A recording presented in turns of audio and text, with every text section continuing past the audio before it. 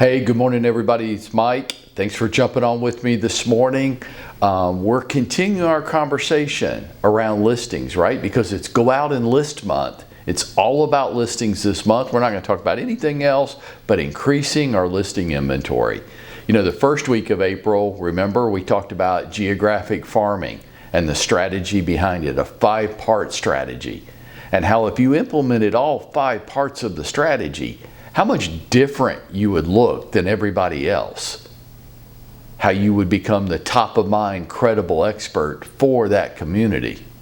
And last week, the second week of April, we talked about for sale by owners and the strategy and demeanor that goes along with that. Remember, we talked about 2 key points. It's volume and it's about follow-up. That this is dating. Right? You're not going to get married on the first date with for sale by owners. They're not going to set a listing appointment with you on their first call and then you go over and talk to them for an hour and list their home and everybody's happily forever after. It doesn't work like that. It's a process. So volume and follow-up become critical in dealing with for sale by owners. You know what I want to talk about this week? My favorite subject. I love this listing strategy. It's my most favorite of all, and that's expired listings. Okay, so I paused there for a second to allow the collective groan to go up among everybody that's on the call this morning, because I know how you don't like expired listings, and I love them. And here's why I love them. Number one, because they're the lowest hanging fruit. They just are. What do I mean by that? Well, look, hey, I know they want to sell. I don't have to work a whole neighborhood of 500 homes to find somebody that might want to sell. I know these people want to sell. I know what their house is not worth. That's a huge advantage. I let somebody else, you know, they say there's 2 things that you never want to own. You never want to own a vineyard and you never want to own a golf club because you can't make money on either one. And people just go bankrupt one right after another trying to. I contend you never want to be the first agent on a listing as the homeowners try to get the unreasonable price. And when they don't, then they blame you. I love being the second agent because now I know what their house is not worth and they know what it's not worth. And I love them for a third reason, because they're often very grumpy. They are. They're humiliated. They just had their house for sale in the hottest market in U.S. history and nobody wanted their house. They're humiliated and that makes them grumpy. And because they're grumpy, you'll be too scared to call them. You won't make any attempt at contact at all. So my level of competition's low. And for those of you, let's just go ahead and get it out of the way. They say, well, no, I called an expired listing and they said they've been getting calls from agents all morning long. I go, yeah, well, did you know that there's over 50,000 licensed real estate agents in Atlanta and they got a call from 15? 15 out of 50,000. You see what I mean? I know everybody else is going to be too scared. That's why I love them. I love things where everybody else isn't willing to do it and I am. Makes life easier for me. So as we get started with expired conversations for this week, each day this week through Thursday, some key concepts that we have to keep in mind, okay? Number one, it's critically important to diversify your methods of contact. Now some of you go, why call them? Well, really? That's it? You called some and they either answered and they were grumpy because they'd been getting calls from other agents that morning, and then to that I asked why you weren't the first one. If you'd been the first one this morning, well, that would mean I'd have to start early. Yeah. Hey, welcome to the world of being an adult. Welcome to the world of being a small business owner. Yeah, you might have to start earlier. Shocking, huh? If you don't want them to be so grumpy and irritated because they've been called by 10 other agents, then don't be the 11th one to call them. Be the first. They won't be nearly as irritated. But diversify your methods of contact. Phone is one way, but be prepared because a lot of people aren't going to answer the phone. So do you have a go-to compelling voicemail message that would make me, as an expired listing, want to call you back? Do you have that? What's another way of contact? Texting. But do you have a compelling reason for me to want to respond to your text? Or is it, if you still want to sell your home, please respond to me? Oh my God, that's just so horrible.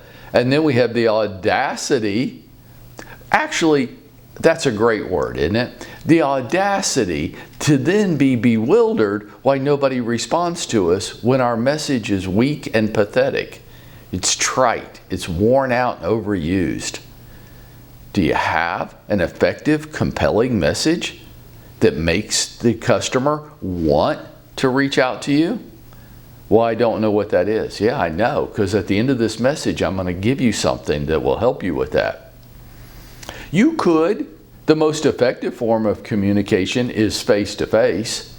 You could. I might select the ones. Now, would I drive all over Atlanta? Probably not, unless I was in that area anyway, and then I might stop. But I would at least select the ones that are in my region of the city and stop and door knock it. Introduce myself, tell them what I wanted. I'm going to come back to that. Social media, sure. Mail, email, these are all ways of contacting people. What if I did it all those ways? Oh, well then that would be work, and we can't have that, can we? When you do, let me rephrase that. If you take action, and if you make contact with them, couple tips for you today. Get to the point. Get to the point. This will help minimize their frustration. They want to know when they answer the phone, who are you and what do you want? And the more we dance around that, the more frustrated they get. Sometimes you encounter people who are grumpy and frustrated, and we're the cause of it. Don't worry about your last name. Hey, I'm Mike with Century 21. At this point, nothing else matters. My last name is irrelevant. Asking them, are you the homeowner? I never quite get why they teach people to ask that question. Like, I don't know, maybe it's different for you in your house, but what other adults in my house answer the phone other than me or my wife? Why would you be calling me if I wasn't the homeowner? Well, you might be a guest in the house. That's the only thing I can come up with. Okay, in that rare event, they'll tell you, oh, hold on, you need to speak with Mike. I'm just staying here. Never quite get that. But when we ask the question, it sounds so salesy. Like as soon as you call me and you say, hi, I'm calling for Michael Pruitt. Oh, well, I know I don't want to talk to you now. And then you say, Michael, are you the homeowner? Oh my gosh, what is it that you're going to try to sell me now that I do not want? And why did I even answer this phone? Sometimes we bring up our own resistance factors. Why do we do that? I think it's brain pause. I think we're trying to let our brain catch up with our mouth and figure out where we want to go, and we're trying to warm them up and introduce them into the call, and all we're really doing is frustrating the daylights out of them. And then the third one, if you haven't irritated the homeowner yet, as if that was your goal, this one is sure to do it. How are you doing today? As if you care. They don't know you, you don't know them.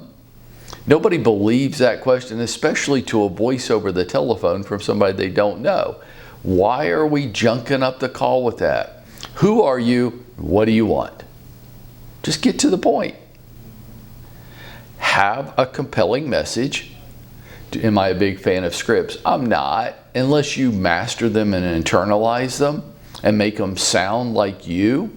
But like if you call me on the phone and you start reading a script to me, I probably can't hang up fast enough, right? So if you're willing to do the work and master it and internalize it, yeah, sure. Otherwise, just talk to people. Just talk to people. Well, what would I say? Well, at 9 o'clock this morning in our training room, I'm going to go over that. And we're going to give you exactly what to say in a way that makes them want to talk to you. We might even go over compelling messages that you could leave that would make them want to call you back. Wouldn't that be cool? Well, then make the effort to come join me. If you won't do that, then dial in tomorrow. We'll take this even a step further each day so that you can understand the strategy and have some tools to work with when it comes to dealing with expired listings, because they want to sell their house and you know what their house is not worth, right? And by doing this, we will increase our listing inventory and we'll be going out and making it happen for ourselves today.